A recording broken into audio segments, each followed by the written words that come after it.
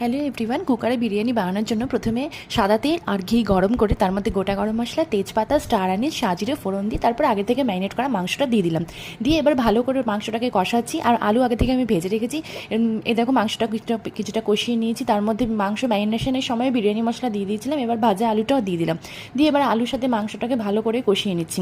ম্যারিনেশনের সময় টক দই, মিঠা আতর, কেওড়া জল, গোলাপ জল, আদা রসুন বাটা, লঙ্কা বাটা, ঘরে বানানো বিরিয়ানি মশলা সব দিয়ে ম্যারিনেট করে 1 ঘন্টা রেখে দিয়েছিলাম। এবার মাংস ভালো করে কষানো হয়ে গেলে আমি এখানে চাল আগে থেকে 15-20 মিনিট ভিজিয়ে রাখা চালটা দিয়ে দিলাম। আমি 1 গ্লাস পরিমাণ চাল নিয়েছি। সেই গ্লাসেরই 1.5 গ্লাস পরিমাণ জল গরম করে দেবো। ওই 1.5 গ্লাসের মধ্যে কিছুটা আবার আমি কিছুটা পরিমাণ দুধ থাকবে, যেটা আমি গরম করে তার মধ্যে কেশর দিয়ে ভিজিয়ে রেখেছি।